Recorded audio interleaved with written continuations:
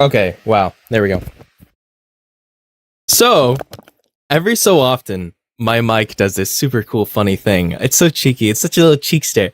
Every so often, it just disconnects randomly, and I don't know when it's happening because let me keep this open. I keep closing my mic client, not closing, but like minimizing it, and then it disconnects, and I just don't even know. It happened on my Doom stream. Like I played an entire level, freaking the Doom Hunter level. I played the entire level, an hour of footage, and no audio, no mic audio, and I just had no clue. Thank you for whenever my mic goes out and I just like go straight silent for a little bit, someone say something. I'm gonna keep it open now, so next time it does that, I'll know. I gotta remember to do that to keep it open, so I know when it's cutting out. But thank you for mentioning that I'm muted. uh, anyway, behold potatoes. It's my wallpaper for today. Yeah. So, there's a few things I wanted to go over. Dang, I've really just been talking this whole time to like nobody. Okay, a few things I wanted to go over. Also, Linuxer, a while ago, you alive? Yes, I'm alive. Alive now, anyway. Yeah, so getting to the itinerary for today, wanted to address some things. First of all, I rewatched my last stream a month ago. I noticed some issues. I'm going to try to fix that this stream. First of all, a lot of things I said I didn't say very clearly, so I'm going to try to speak a little clearer. Number one. Number two, I didn't expect there to be so many people, so it kind of caught me off guard. And I'm going to open PC Game right now. It kind of caught me off guard. And I didn't get to a lot of the questions, and a lot of the things people were saying. I missed a lot of comments. Like, on my last stream, I rewatched it and I noticed, freaking Bedsheet Ghost commented on the stream and I didn't even see it. I completely missed the comment. I'm not a big watcher of Roblox YouTubers. I don't really care for them, but I like Bedsheet Ghost. I think he makes good stuff. So that sucked. Having missed that comment until I rewatched it like forever later, but hey, whatever. Live and learn. Hold on. I'm trying to get into a comfortable position here. Kinda struggling. Yeah, second thing I want to talk about is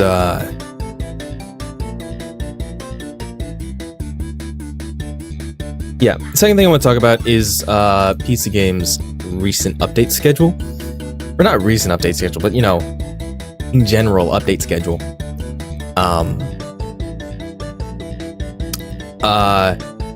We haven't really had a major update since like December with the menu update. And there's a good reason. There's a reason.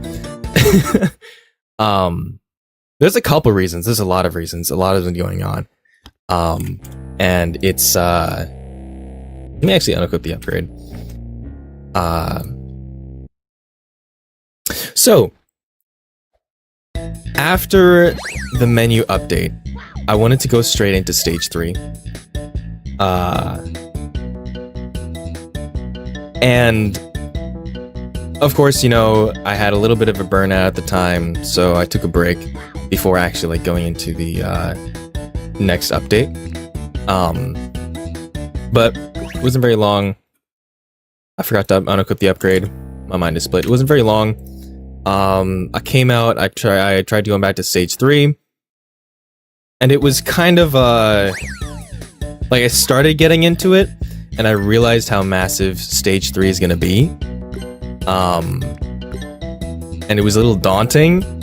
And then I did some work, and then I took another break, and then the game got even bigger, and then I came back to it, and then I saw a bunch of people mentioning like bugs and issues with the game itself, etc., etc.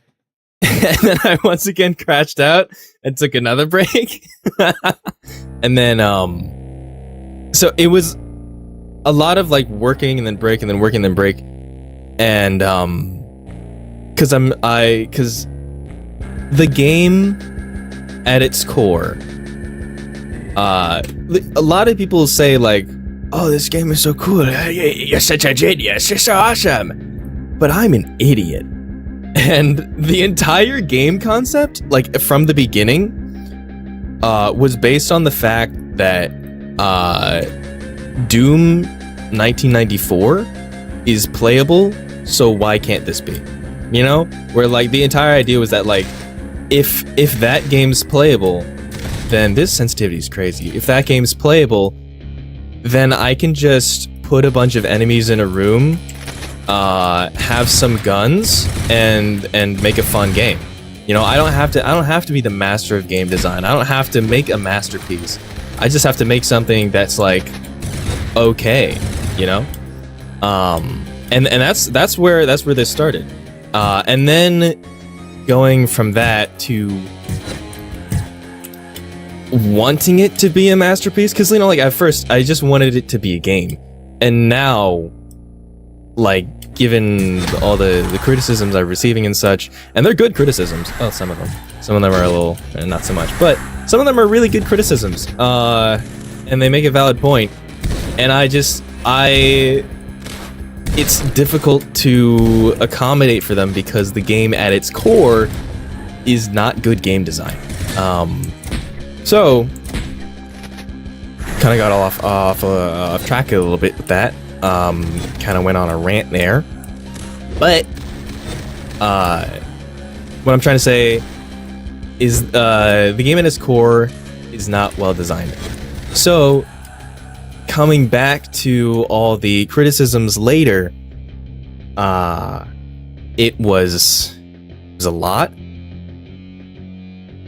And still is a lot, because I'm still getting more and more criticisms, a lot of them valid. So trying to make the rest of the game, like stage 3, trying to actually finish the game with what I had now, not only felt daunting because of how massive the project is generally, but now just feels pointless, because the game isn't good anyway. So I'm finishing a flawed system, you know? Knowing that it's gonna be flawed. Like, it's like if... one moment. Okay, sorry. It's like if you were making the atomic bomb, and you knew that it was gonna do what it did, but you had to finish it anyway. It's kind of daunting. You don't really, you know... Like, you know it's not gonna go well in the end. So, as a result, recently, probably should have decided this a while ago, but it was kind of like slightly growing, so it was a little, took a while to hit that point. But recently, I've come to realize that the entire like core and concept of the game is flawed. So, instead of my original plan being finish the game and then make any tweaks to make it better, instead, I'm going to hold off on stage 3 for a while. I'm going to delay that and try to fix the game at its core. I'm going to try to change some mechanics, add some new things, etc. Try and get it to play better. So I'm gonna go to chat now that I finished the level. And let's start from the beginning here, so I don't miss questions like last time.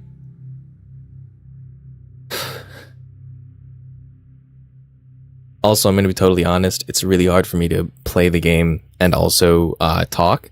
So, I apologize if I go on useless rants. Anemos, the game will have a multiplayer system? Eventually, yeah. That's way down the line, though. Because we're not going to have a multiplayer campaign. Like, we're not going to make it so that other people can, like, join your campaign and such, because the campaign system it just doesn't work with multiplayer. In terms of, like, we could make it work with multiplayer, but it wouldn't play well, you know? So, what we're going to do is more of, like, an arena, like COD Zombies type thing, that you can play with other people. It won't play exactly like the campaign, but we're hoping it'll be fun. We'll see. Voice crack. There's a plan for that later down the line, but yeah, for now, I'm just trying to focus on the base game. Also, so sorry for the April Fool's joke. I thought everyone would get it. I thought everyone would like see that and then look at the date and be like, "Oh, what a little stinker, what a little goober." Oh man. But a lot of people did not get it and think that multiplayer's out. that was a mistake. Like, I knew like 1 or 2 people would be a little lost. Like, you know, that's inevitable. But it's actually like an alarming amount of people that did not get it and thought multiplayer was actually out. And I guess like technically I didn't lie, because the update was in multiplayer, but you know, was a pizza game, so sorry. That was probably not the best idea. Whoops. Next, I won't do that next April Fools. But yeah, what was I talking about before? Yeah, as for the plan, to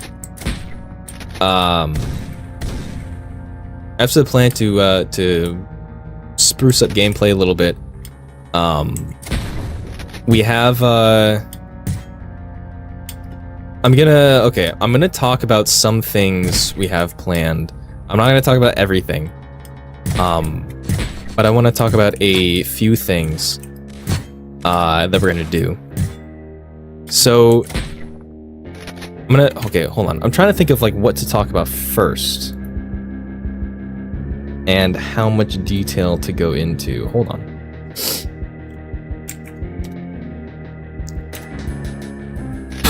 Because I don't want to like tell you guys things that are just gonna get scrapped later on. So let me find a good way to put this. Here we go.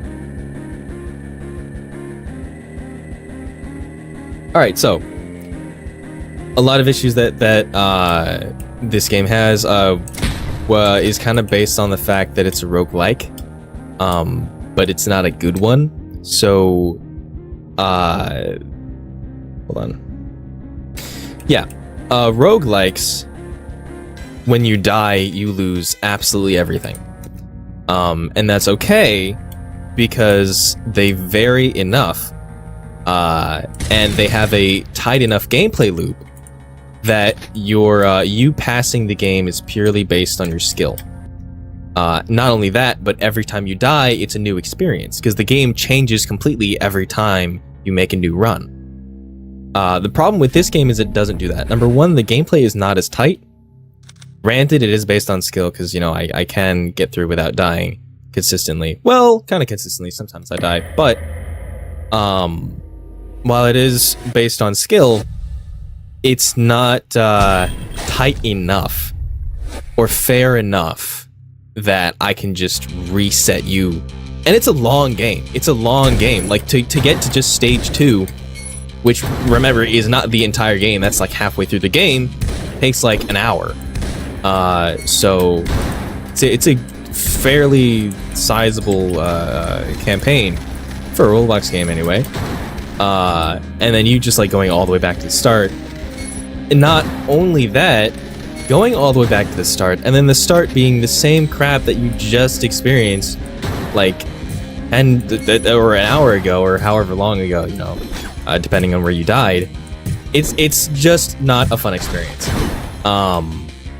And that was not a great idea on my part. And I was very adamant on it being a roguelike, because I remembered playing Tower Fortress, and I remembered that feeling of like going back to the start, and back to the start, and back to the start, and back to the start, and then finally getting to the end and finishing the game and like feeling like this feeling of like I did it, you know, like in other games that have save systems, you know, like I feel like, oh cool, I beat the game, awesome, you know, oh that was a cool experience. But Tower Fortress, which was my first roguelike, mind you, finishing it felt like I accomplished something, you know, like it felt like I gained bragging rights to being like, oh, I'm the guy who finished Tower Fortress, you know. So I wanted to give other people that feeling with Pizza Game. But looking back at Tower Fortress, the gameplay is much tighter. If you know how to play the game, you can get past the game. Not only that, the upgrades are better. I don't even want to... Let me not even get into the upgrade system right now. But basically, I'm saying all this to say that the idea of making it a roguelike was a bad idea. So instead, I'm gonna try to convert it into a roguelite that gives you a little more leeway when you die, instead of just straight up putting you back at the beginning. With that being said, I'm going to be adding stage checkpoints. So every time you enter a stage, you get a checkpoint, and if you die, you won't go all the way back to the beginning. Now, there is some mechanics that come with that, and you can end up going back to the beginning, but there are some gates to get through first. So, first change, checkpoints. For stages, not for levels. You know, stages are like different areas and stuff. Excuse me, yeah, specifically not those. Or not levels. If you get to like stage 1, level 1, or level 3, you're gonna have to go all the way back to the beginning.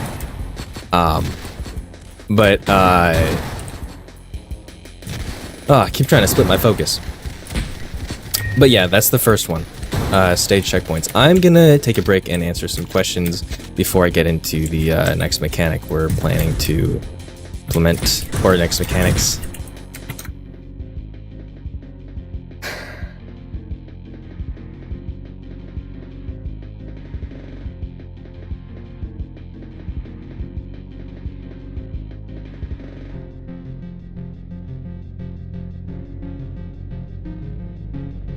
We need a will the game have multiplayer counter? Yes, Ariscone, we do. it's got to be over 100 by now.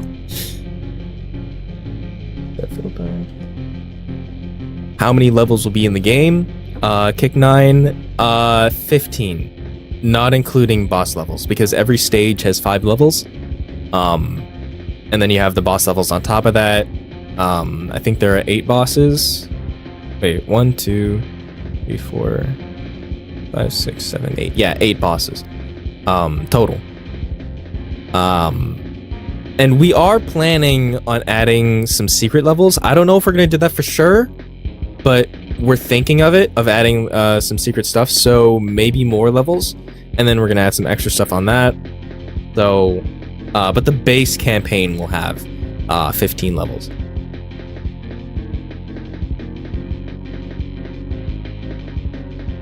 So it'll be sort of a wave fighter. The multiplayer, yes, more of like a wave based combat thing. It'll play very differently from the campaign.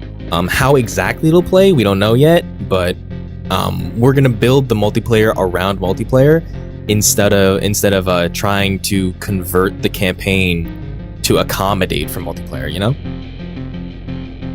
So that multiplayer has the best experience it can have.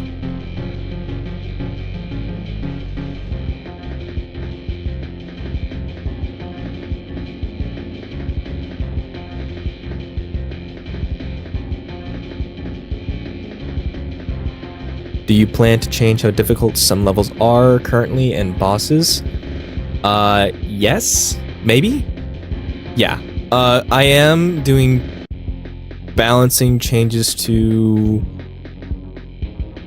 the game. I don't know how it's gonna change it. In terms of stage 1, I'm gonna be honest. I'm gonna be totally honest. I know a lot of people will disagree, but I think stage 1 is fine.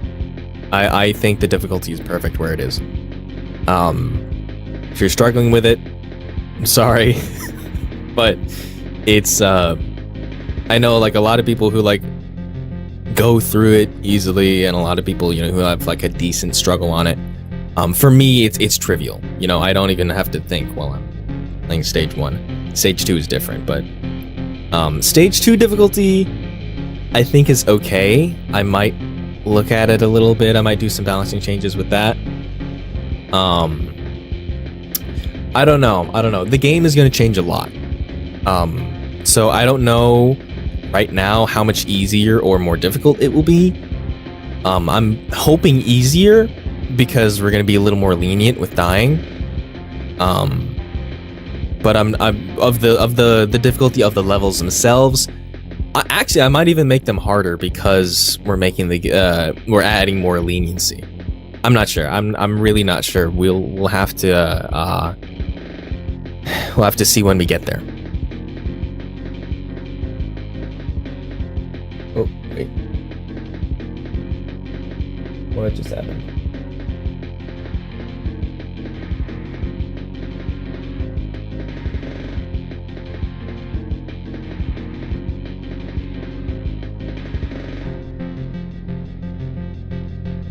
Is Pizza Game ever getting a sequel called Burger Game? I know this is a joke, but no. I'm not gonna do that.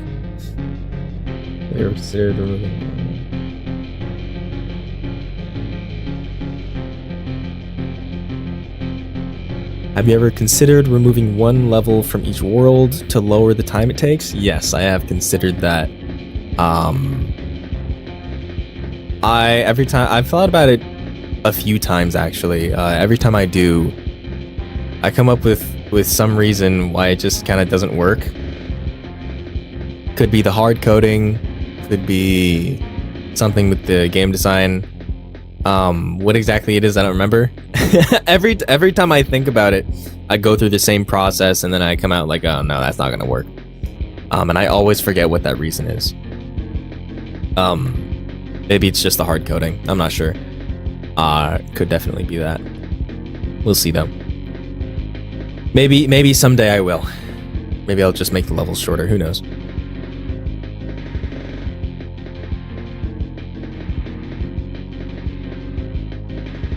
Can I tell you that the movement feels a little slow?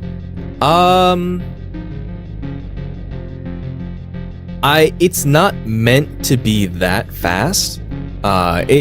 A lot of people get misconstrued by the comment, or by a lot of people's comment that it's a movement shooter. A lot of people's definition of a movement shooter is very lenient, where like if it's fat, they seem to switch around fast paced with movement shooter. It's not a movement shooter. It is more fast paced, but it's more like on the tone of Doom 2016, not like Doom Eternal level fast paced or Ultra Kill, not even almost Ultra Kill level fast paced. Stage 2 gets a little faster, a lot faster. And I would say stage 2 is where it becomes kind of a movement shooter. I once again wouldn't call it a movement shooter because yes, you're supposed to move around and like not stay in the same place for too long, but it's not like Titanfall or Ultra Kill where the movement is integral to the core gameplay, you know? I would say a movement shooter is where the movement is the game, you know? And then the shooting is secondary. That would be games like, you know, Titanfall, Ultra Kill, Breakpoint Nova, is that what it's called? The freaking hoverboard game. I haven't played it yet, but I've seen a lot of footage of it. Those would be considered like movement shooters. But yeah, the game is supposed to be that slow.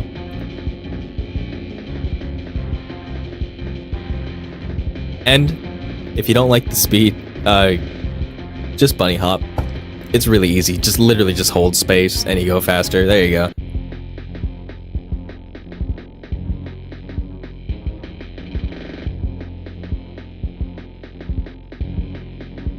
Also, Diorg, hi. I didn't say hi. Hi. I just noticed you there. I don't know if you're still watching, but hi. What's up?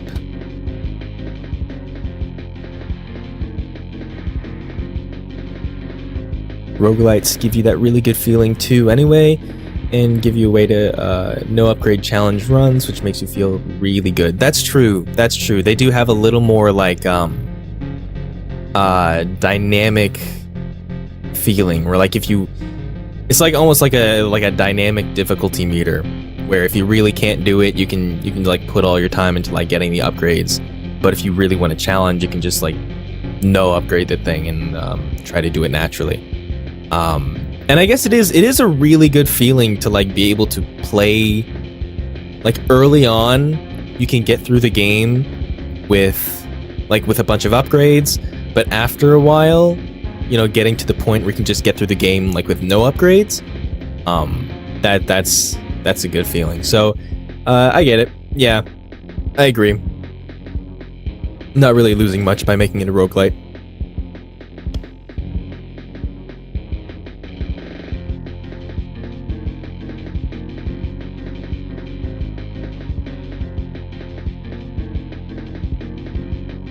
Endless mode when? I don't know. That will probably be a last thing that I do. That will most likely be a part of the multiplayer. We'll see.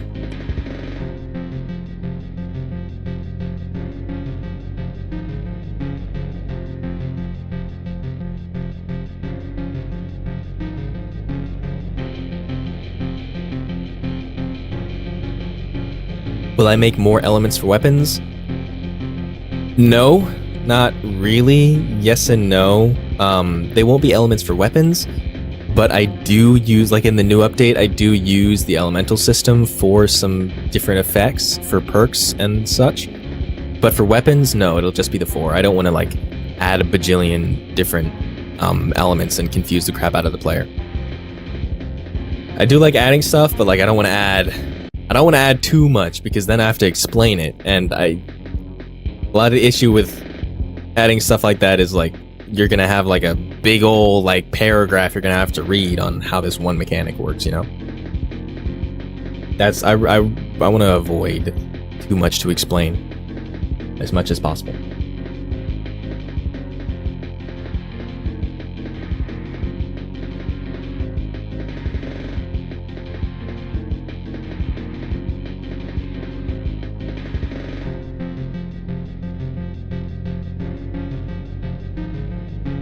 Random thought, but the Keeper of the Third Law is slightly too easy right now. Yes, but that's on purpose. The Keeper is supposed to be really easy. Not only is it supposed to be that, you know, you got to the end of stage 1, you just want to get past to stage 2, but also for lore reasons, he's pretty weak. So I'm really not worried about that boss fight. I kind of like that he's easy. I don't want to make him harder. Not only that, it's gonna get a little easier because I'm gonna add a little more what's the word? Like a notification for certain attacks. So like when he's about to parry, you know, you get a visual notification for that. When he's about to attack, you know, same thing. So, yeah, he's actually about to get easier.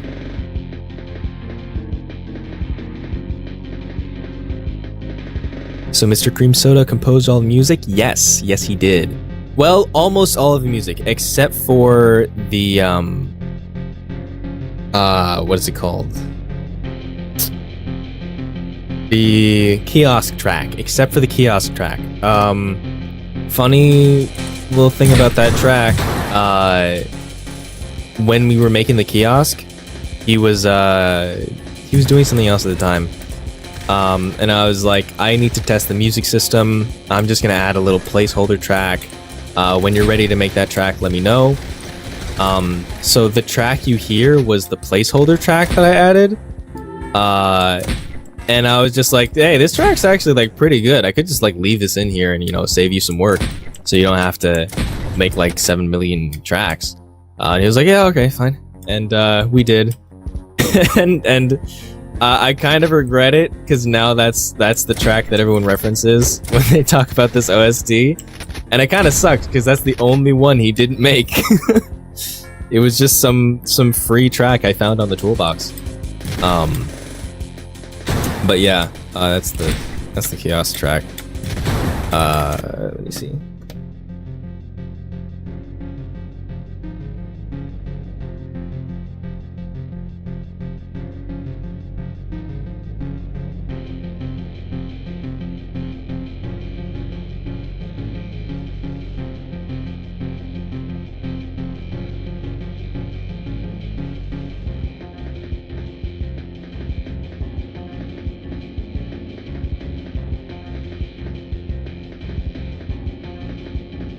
Would you ever like to expand on the pizza game universe at all? Or any games that will take inspiration from it in the future? Yeah, I mean, I'm going to. The game isn't done yet. There's only stage 1 and stage 2. Like, the story isn't done. I'm probably gonna put a little more detail into the codex. I'm thinking of adding like story, like little codex pickups that you can find, because there's some parts of the story that like I can't link to the stuff you experience, such as like stuff from the past, areas that you can't really go to, you know, enemies that you never really meet yet, or yeah, that you're not really gonna meet. So like that kind of stuff I'd put in like little pickups. But yeah, of course, I'm gonna expand on the universe and the lore and the story. It's not even done. Like even the story that like is done, it's not even all in the codex yet. So yeah, that'll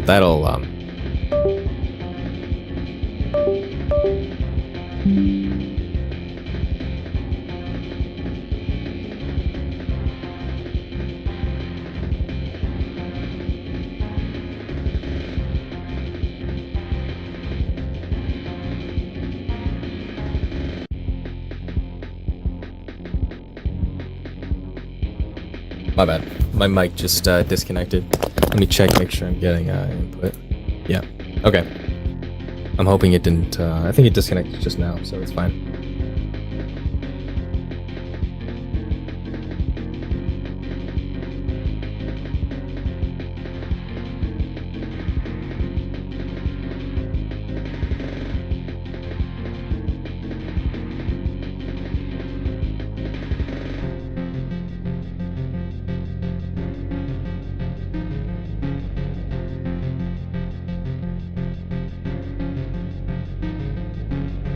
Oh my goodness, I keep scrolling too far and I have to scroll back up in the freaking comments because my scroll wheel is broken.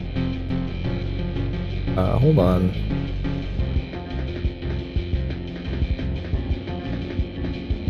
What genres of game are you interested in making?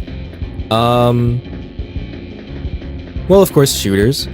But also I'm making a survival horror game that I actually am thinking of showing later in this stream. And I want to make a someday I want to make a Metroidvania, because I freaking love Metroidvanias so much. I love them. They're great. So I want to make one at some point. It'd be fun. But yeah, mainly shooters. I've been making shooters for like years.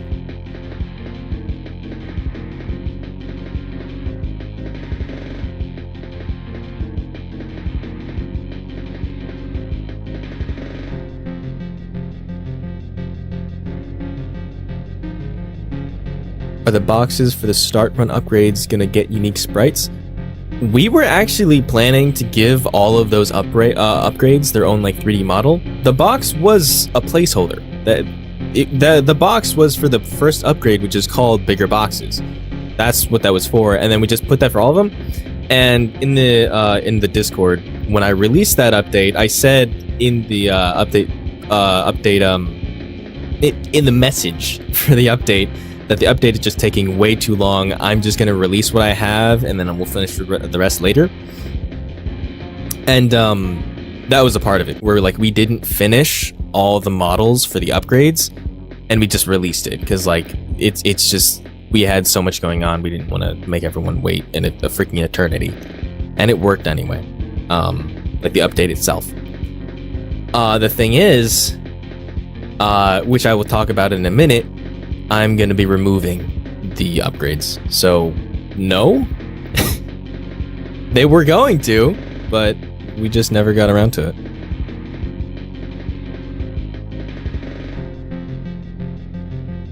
Will I make enemies use the elements? I have no idea. There is a concept for one of the bosses to do that. However, I don't know if we're gonna stick with it. I don't really know how that would play, them using elements. Because a lot of them are based off like killing them and stuff. Other than, well, I guess, no, only fire. Only fire is based off killing them. I guess that could do like periodic damage or something, but apart from that, I have the burpees. Hold on. My body's attacking me right now. But apart from that, I don't think I'm gonna give any base enemies elements. I'm not sure. I'm gonna say probably not.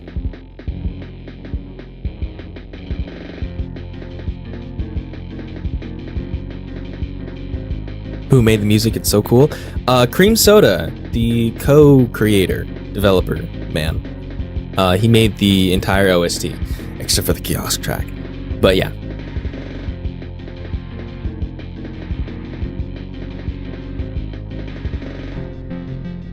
Do we ask questions here? Yes, bro moments. You ask questions here.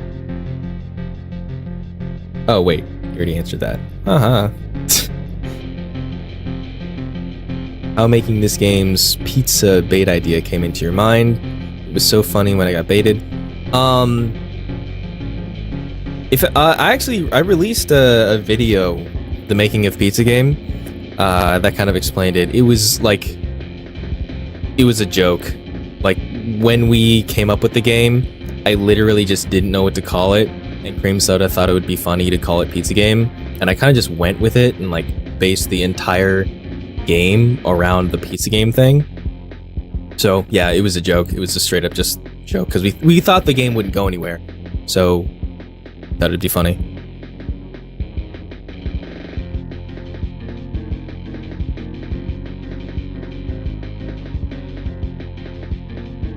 If Cream Soda's watching right now, you're...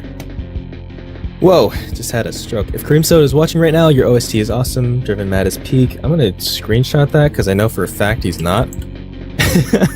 So I'm gonna show him that later. Thank you. From him. I will say thank you on his behalf.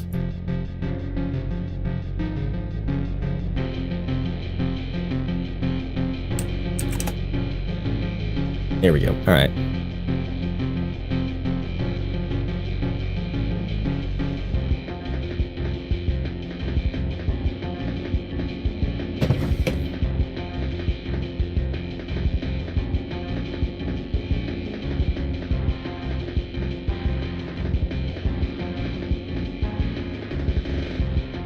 Do you think Pizza Game would have benefited better if it was on Steam? I love this question. No, not at all. I think it wouldn't have even gotten off the ground. I think no one would even have known about it if it was on Steam. Because the thing is, recently I watched a lot of videos on roguelikes, which I kind of wish I did a while ago, because they had some really good insight on what makes like good and bad roguelikes.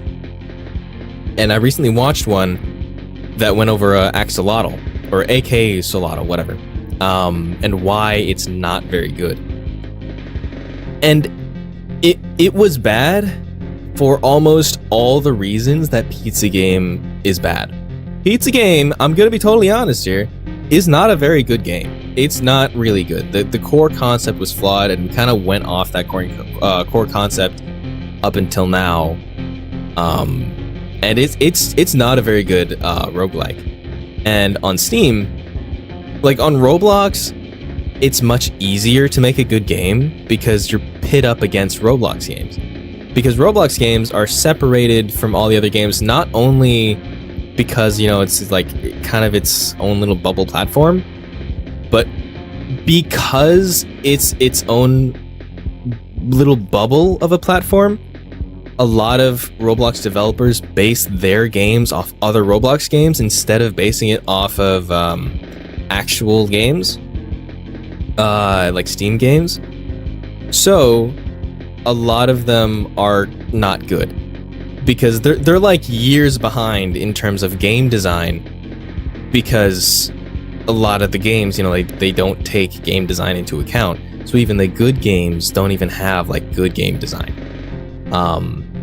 So yeah, if and Pizza Game, I feel like Pizza Game seems like a better game because it's on Roblox and it's pit up against games that don't have good game design. Pizza Game does not have good game design, and I'm trying to fix that now, but in its current state, it's not very good. So no, I don't think it would do well on Steam at all.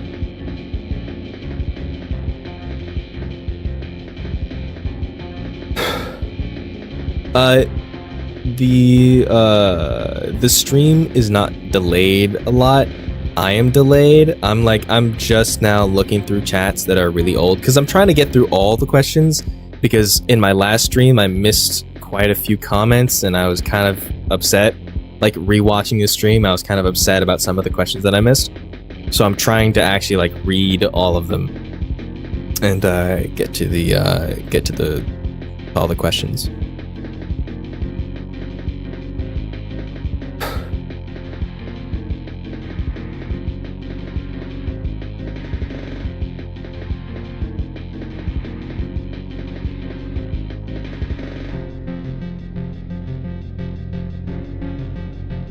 Oh, I mean, the stream is delayed, but not by that much. Yeah, like maybe like 1, 2, 3 minutes. But that's normal stream delay.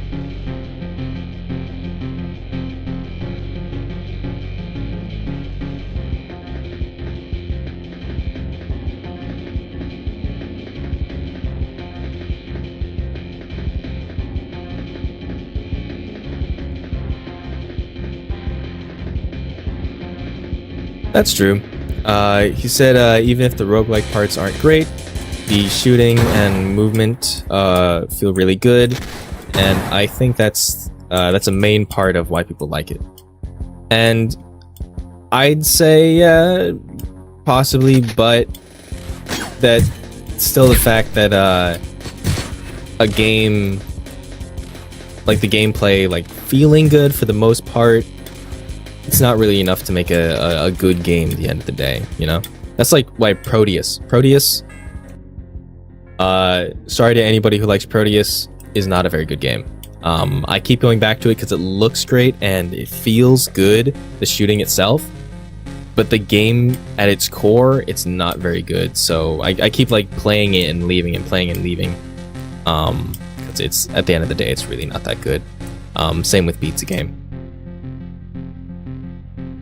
But anyway, okay, that's all the questions for now. Time to go on to my next point 30 minutes later after saying the first point. This is going to be a really weird stream to experience for everyone later. But okay, yeah, so that was stage checkpoints. I'm going to be adding stage checkpoints. Now, next system, hold on. Once again, I gotta kind of like choose my words carefully here, what we have planned, because I don't want to release something, like say something that we're not going to do, or say too much and spoil stuff. Okay, so the upgrade system.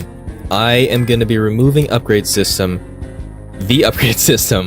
and I want to add in something that's a little more dynamic, and a little more integrated into the game itself, because right now upgrades kind of just seem like, well, that's there, I guess, you know, instead of like an actual game mechanic.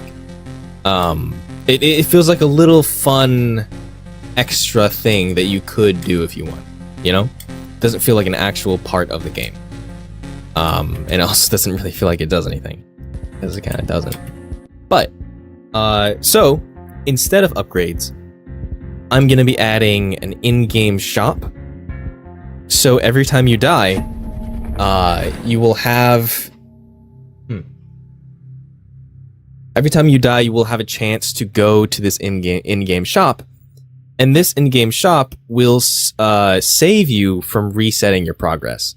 So if you are able to enter the in-game shop, and it like lets you through, and you can get in there, you can get some upgrades, and then it will send you back to your stage checkpoint. So if you're on stage 3 and you die, if you have the requirements to get into this in-game shop, you can go in, spend some currency, and get some upgrades that will persist, every time you die, as long as you can get into the shop. And then continue. And the upgrades are more substantial because a lot of them are stackable. And you can, of course, choose which ones you want. And you can get multiple at the same time if you want, etc. So on and so forth. So, I want to say something real quick and I forgot. Wait. Yes, in terms of what I mean by it will save as long as you can get into the shop. If you die and you do not have the requirements to get into the in-game shop, it will send you back entirely. It will reset everything, and you will have to start from the beginning once again. Now, granted, it takes a little bit to miss those requirements. I would say you could probably visit the shop 8 times in a run, depending on how you do. So it's a little lenient, but if you are bad enough, eventually your progress will reset and it will send you back to stage 1, level 1. Not only that, it will clear all the upgrades that you got in the shop. So it's more of a lenient roguelike, where it is still a roguelite and you can still make yourself stronger. And there are some upgrades that do persist even if you have your run cleared. But you still can get it cleared, So that's the second mechanic we're adding. Let me go to the chat now.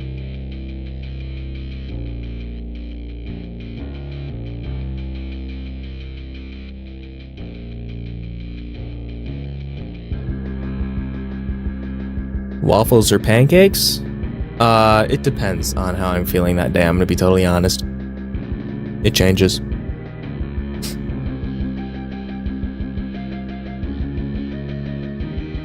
Style over substance? Nuh-uh. What? No. Substance all the time. Style is nothing without substance.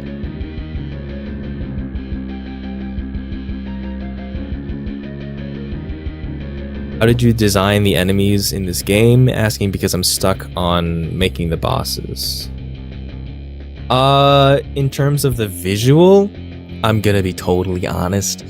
I went on Pinterest and looked at some cool stuff and either kit bashed a bunch of stuff or straight up copied.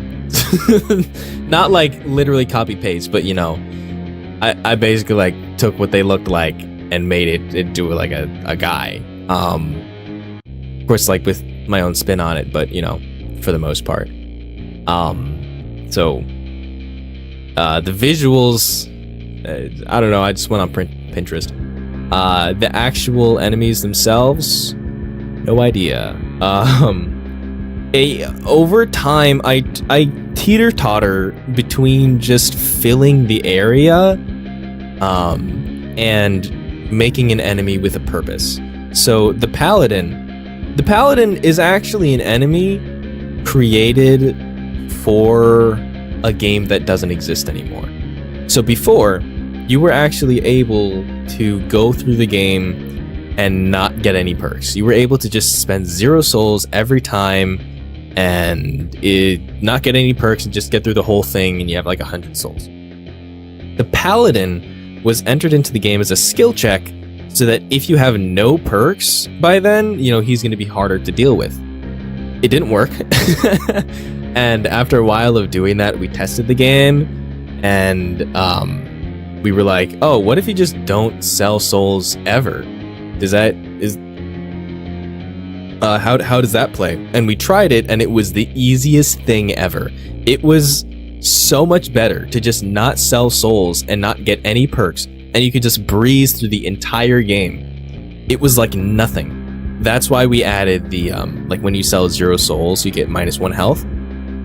That's why we added that, because without that, selling 0 souls, it literally made the entire game nothing. So Paladins were designed to circumvent that, but they didn't work, and they're still in the game, and I kind of like meshed them to fit this game a little better, so I nerfed them quite a bit.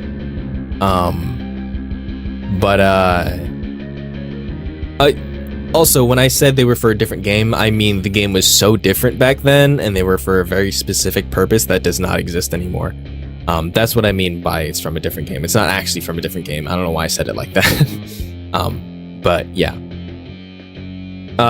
So I'm sorry, I forgot the whole point of the question. In terms of designing enemies, sometimes I create them for a purpose, like the Paladin or the Specimen. And then sometimes there's this kind of like think like what's kind of cool, kind of hard, but not too hard, for like fodder and such and so forth. It depends. But I think the best way to do enemies is just think how you want the combat in a small area to play, I don't know, it depends on what you're making. I'm not sure.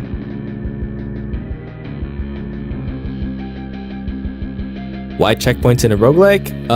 Because game too hard. Game too hard. Combat not tight. Game bad. No, but for real, it's mainly the fact that every run feels the same. It doesn't change enough. So making it a roguelike does not play very well. So I'm making it more of a roguelite. Still technically a roguelike, because you can, if you're bad enough, you can be set back to the beginning, but I want to be a little more lenient with it.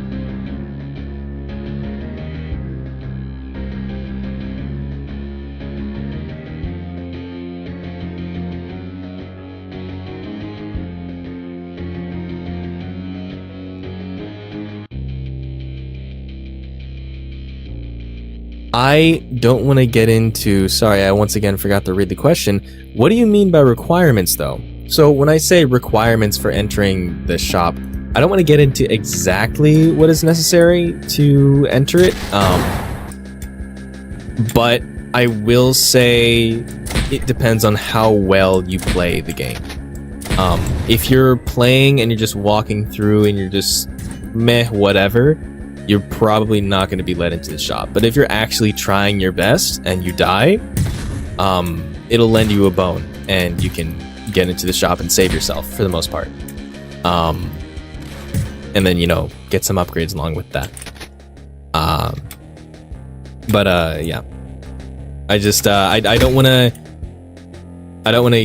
get into that too much, mainly because it could change. Exactly what the requirements are could change, so I don't want to talk about that directly. We'll see. We're still debating it. Yeah, we. I just want to say, like, I made the requirements system because it would just be too easy if you were let in every time. So, yeah.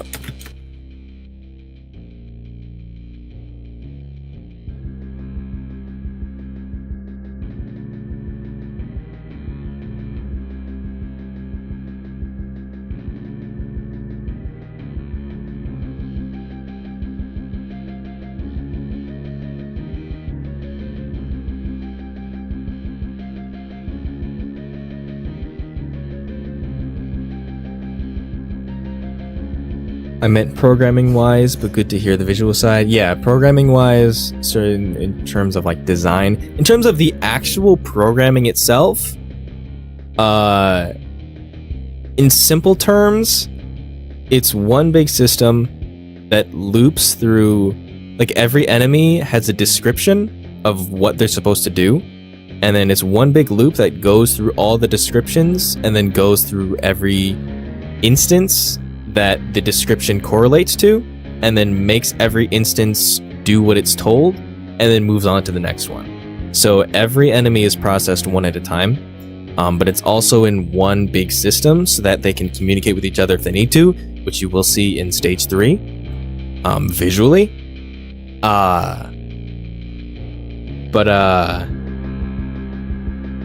So a lot of enemies do have like custom descriptions and such. Yeah, for the most part, it just works off a big description system, if you want to call it that. I don't know what else I'd call it. Personality, like each enemy has a personality or whatever. I don't know, but yeah.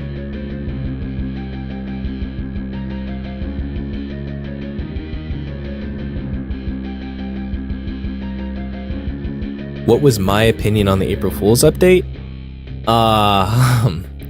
I'm gonna be totally honest, I didn't know what we were making. For the April Fool's update, Cream Soda had this idea a while ago. And he wanted to make, he's really into rage obbies.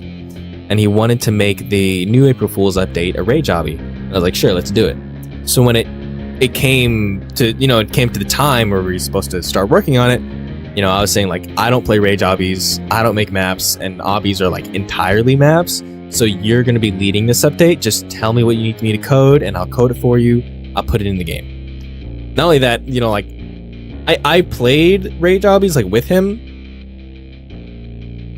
Excuse me. And I've beaten a few. But the pizza game Rage Obby, he's a big fan of ridiculously hard things. And like a little like unfairly hard. And so I didn't really want to test it because I just kept saying, oh, I'll experience it on the day. I want to experience it on April 1st when we release it. To avoid testing it, because I really just didn't want to. I did not want to take so much time to test that thing.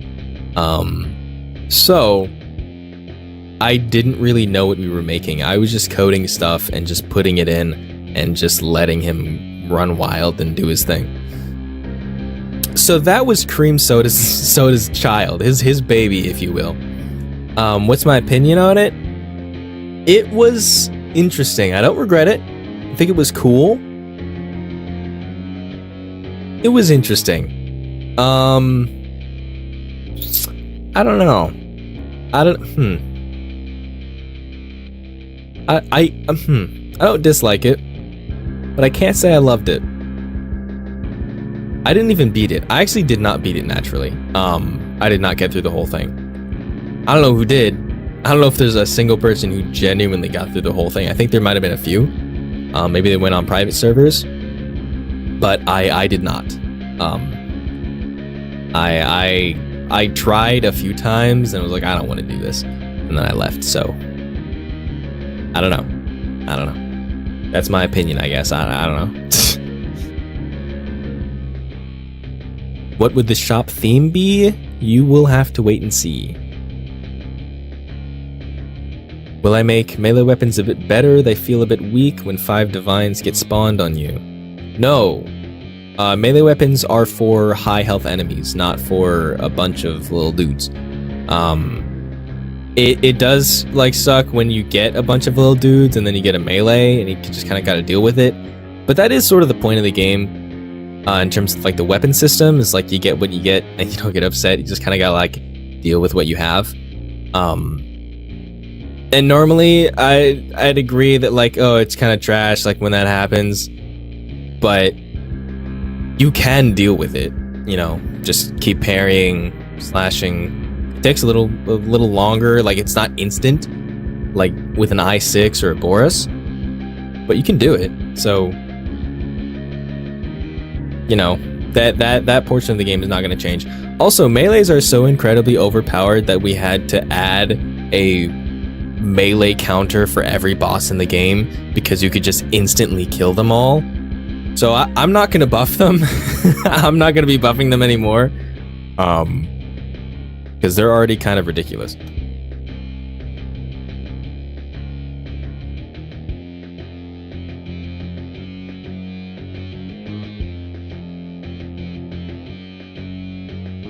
Would the shop be related or associated with the demon you give souls to, lore or mechanic-wise? Yes. I will not go further into that, but yes.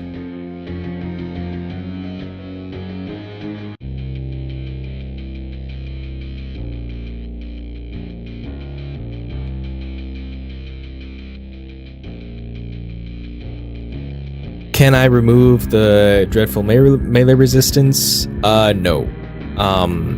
The dreadful's melee resistance, it is doing its job.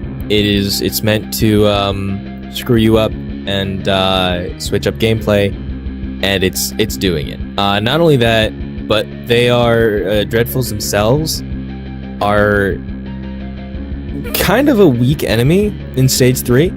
Because they are, at their core, a reskinned divine. Not only because of the health, but their, like, how much they shoot and their accuracy is actually the same as the divine. It's just now that they don't have a weak point, you know, it takes slightly longer to kill, but not even that, because the weapons in stage 3 are way stronger, so you kill them immediately. So without the melee immunity, they're kind of just like a nothing burger, and I kind of had that issue before where, like, now that you're moving so much faster and divines are kind of nothing, so are dreadfuls. While they are pretty weak, they do have the purpose of, like, switching up your gameplay. So no, I will not be removing that.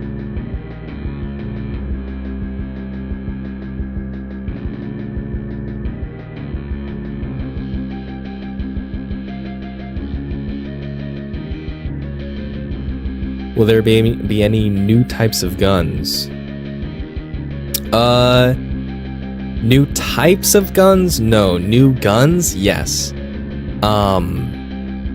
In terms of, so wait, harpoon gun or laser gun? Yeah, there will be a laser gun. There will be some other stuff I'm not going to spoil right now. But, yes, there will be some new guns. But yeah, okay. So, moving on to the next change. We're gonna be here a while.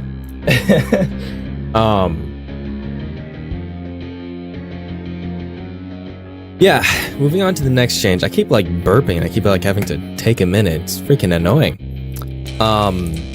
So for the soul delivery system, when I started the game, I noticed that a lot of roguelikes do the, oh, you get to choose between 3 perks thing, you know? And I saw that, like, all the time. And the entire reason that when you deliver souls to Drav, and you just get what you get, that was not based off some intelligent game design, that was not based off of some thought-out decision. That was based off the pure fact that I wanted to be different. And that's it. I wanted to be different. I didn't want to do what everyone else did. And I justified it by saying the game was based around you get what you get. You don't get upset. And yes, that works for the weapon systems, but for the perk system, not so much. Because with the weapon systems, they all shoot bullet. And since the damage is like 1 damage per gun for almost every gun, then, you know, you can kind of get the same job done with every weapon.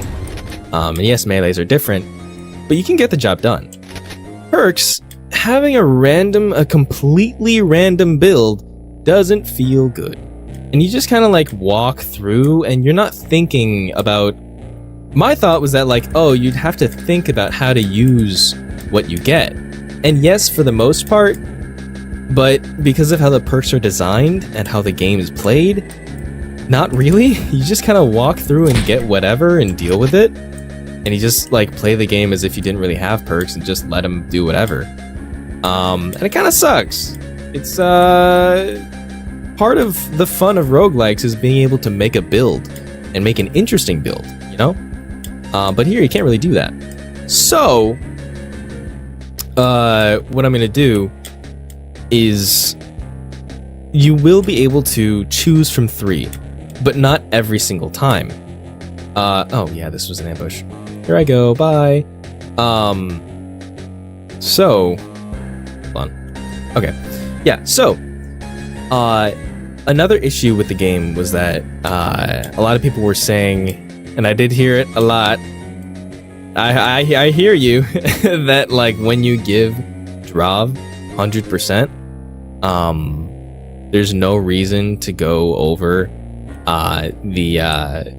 like, just, like, giving him 2 souls. And while I did add the kiosk for, like, when you have over 2 souls and you want to give 100%, it kind of feels stupid, just, like, going to the kiosk every single time and just, like, putting it to 2. And yes, a lot of people, like, just do 50%, and that's good if you want to save souls, but if, like, every time you want to do 100% and you know you want to do 100%, you go here and just, like, put it all to 2. It feels weird and unnatural and just kind of jank. So I in order to add another reason that you want to give more souls to Drav, when you sell 100%, for every 5 souls that you give him, he will give you another option for a perk. So say if you give him 5 souls, he will give you 2 options. If you give him 10 souls, that'll be 3 options, and so on and so forth. And you can pick from each of the options. And you only get 1 perk from that. But so you're spending more souls for a choice instead of just getting what you get. Now, if you're chill with you get when you get, you can give it all to the kiosk, get some get some stackable buffs, and then, you know, move on and you just get whatever perk. So you are picking from the same perk pool when you give over 100%. Like, or when you give 100% and, like, over 5 souls. It's the same list of perks, but now you get to actually make a build instead of just getting what you get. So that's what we're going to change in terms of the Drav delivery. Now, this was level 4? Jeez Louise.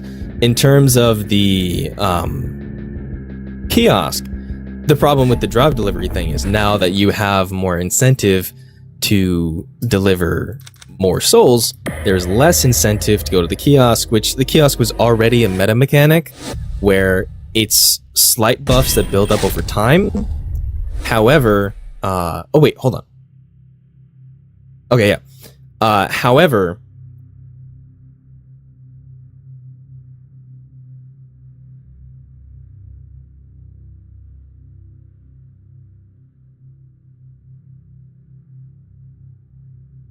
all right, sorry. Had to a sec. Okay. However, there is not much incentive for, like, base players to go to the kiosk. So a lot of people feel like it's just kind of underpowered and, like, pointless. And yeah, for most players it is. But for meta players who know they can get far, it's very useful.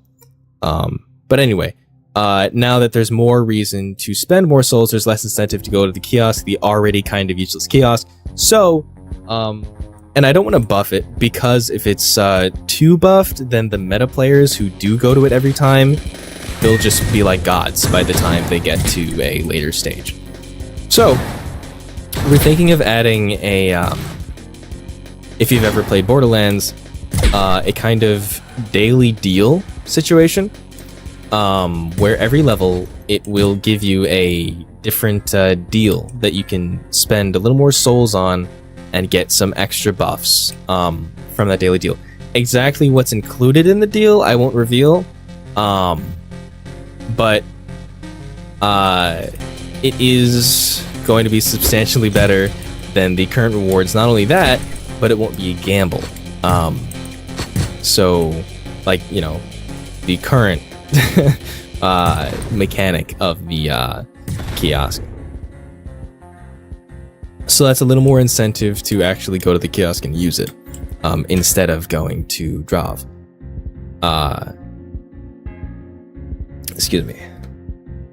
So let me go back to the chat.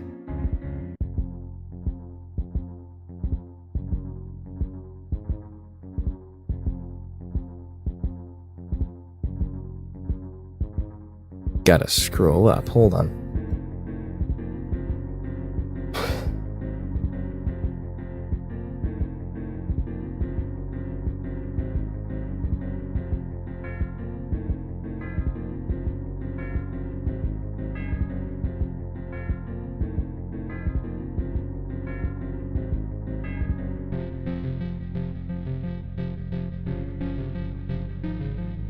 I'm gonna be honest, I didn't even realize Kiosk was in stage 1 until I beat the game. Thought he was a stage 2 thing for a while. No, yeah, he's in stage 1. He's the guy with the little like blue flame on the side of his thing and like a little poster board. Don't have to go into him every time, completely optional. Yeah, the only reason he's there is if you want to sell 100%. And you have more, and you have like, if you have any more than 2 souls and you know you're gonna sell 100%, go to the kiosk and use that. That's the only real reason he's in there. Will there be any new types of battles other than arenas, ambushes, and bosses? We want to. I'm gonna, since there's not a lot of questions, I'm gonna go into the next point. This is not as fleshed out. We haven't really planned as much. We've mainly been putting plan into the actual like core mechanics of like the perks and the progression and whatnot. But in terms of the actual gameplay, we want to add more events, because another issue with the fact that it was a roguelike was the fact that like every playthrough felt the same. And while I still am going to make it a roguelite, I do want the playthroughs to feel more unique. So I'm talking with Cream about, or actually he's suggesting some new events, some more unique things, some things that don't happen on every level or every run, so that everyone feels unique. So we'll see exactly what those things will be. I'm not sure. But yeah, we're planning on adding some new encounters, some different battles. Maybe you'll find some guy who does something in the map or something like that. It's all speculation right now. We'll see, but we are planning to add more, yeah.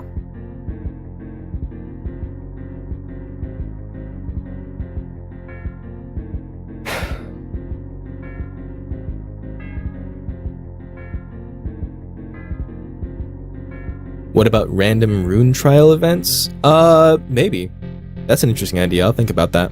I never really thought about that, oddly enough. It's been a while since I played 2016. I forgot about those. But yeah, sounds interesting, maybe.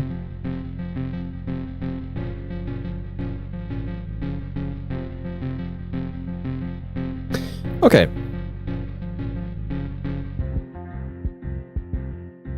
So, yeah, so in terms of like the revamp, so the next update will be more of a revamp update rather than stage 3. I'm gonna do that first, and then we're gonna continue work on stage 3. But right now we're gonna take a pause on that and fix up these. So that's what the revamp is kind of gonna look like. Now, granted, remember, anything can change over time. We don't know. It's gonna take a while to make this.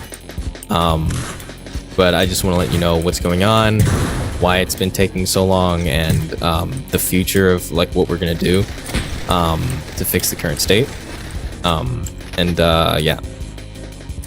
So another thing I wanted to talk about is what I've been doing on the break, but Also, some things about other games. So, hold on, let me try to find it real quick. Okay, so quick little mention to some things on April 4th yesterday. The release date for one of my previous games, Riptide, was yesterday. And I kind of assumed that everybody forgot about that, and everybody kind of understood that that's not really happening, since, you know, I haven't posted any updates, like a single update or sneaks or anything. But apparently some people did not, and some people have been asking me, like, what's going on, where is it? Which I was very surprised to see. But yeah, Riptide is not currently, in its current state, not going to happen. Granted, I would love to give hope and be like, someday, but I think it's safer for me to say it's not gonna happen than constantly being like, maybe someday, because there is a small chance that someday I could get back to it, but for the most part, I don't think it's gonna be happening. It's for multiple reasons. The main one being it's just too big. I don't have the time. I don't have the skill. I don't have the energy. It's just too much right now, or in general, to be honest. So yeah, that's the main reason. Oops. Someone give me something. Anyway, so yeah, in terms of Riptide, sorry, the release, I probably should have said something a while ago. But yeah, the release date is void. It is not, it does not mean anything anymore. But yeah, so with that out the way, in terms of like what I was doing on the break and what I'm doing right now, I have not, me and Cream Soda have not started on the revamp as of right now. We're currently planning it. But as for like what we are doing, Cream Soda is working on his own game, actually, on Godot. He's trying to learn to code, and he's like trying to do it on his own. So that's so far it's going all right for the most part. But you know, making a game is hard. So but yeah, so he's taking some time away from PC Game to do that. And I'm taking some time to work on Chord, which is another one of my games, which I don't know if I might show some footage of right now, in a moment. I'm not sure. Not sure if that's the best idea, or maybe not. I don't know. But, yeah. We will start on the update soon. And I don't really have a time scale. I was trying to think of a time scale, but I'm hoping within a week or two, maybe maybe sooner. Not sure. Just know whenever I start, I will be putting out sneak peeks so that you guys know I'm actually working on it. Not only that, but I have a little less time now, so updates are going to take longer because I've started working, so I don't have as much free time to just like sit around and work on the game. So yeah, just keep being patient. You know, my community is really great with the patience thing, and I really appreciate that. But you know, just sit a little more. Just wait a little more. We will get it out eventually, but I'm not sure when eventually is right now. So, yeah.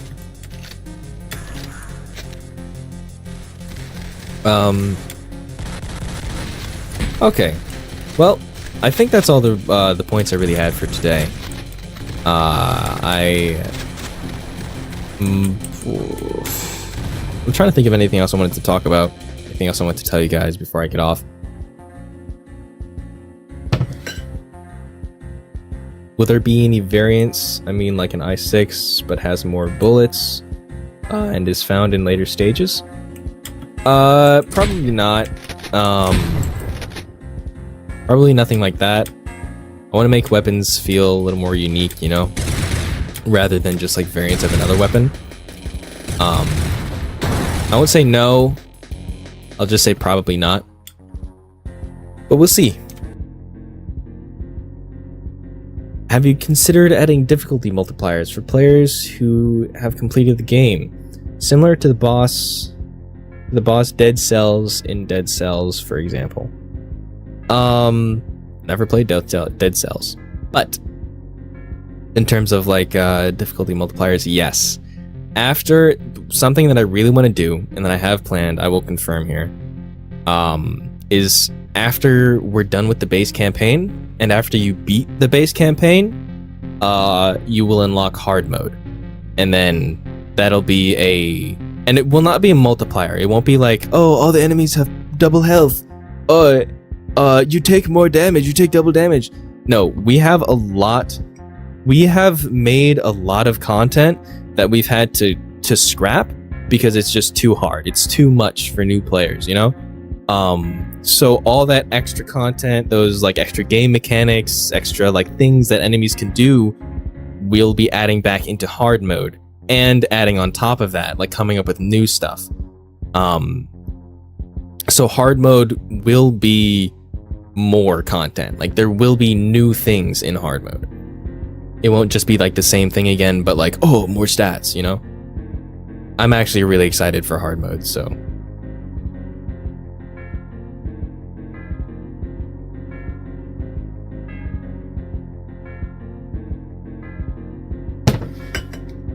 In terms of the levels, I'm not sure. Like the game itself, I didn't read out the question again. Will you make levels bigger and look different? Probably not bigger. In terms of look, I'm not sure. We might add some variation to the map in hard mode. Maybe some more obstacles, some more like hazards. But mostly it will be the enemies that are changing and the game mechanics.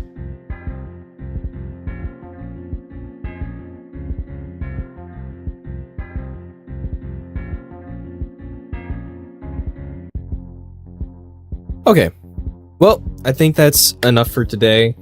Sort of a shorter stream than my other ones, I think. Actually, I don't even know how long it's been streaming. Hold on. An hour and a half? Yeah. So, anyway, I'm gonna head off now. Just wanted to let you guys know the plan and what's been going on. You should see some changes soon. I will see you guys in the next one. Have a great day, guys. Bye.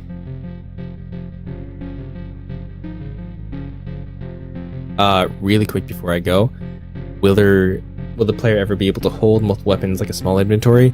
There is a perk for that. Mule bags. That's it. Base game, no. Okay, bye.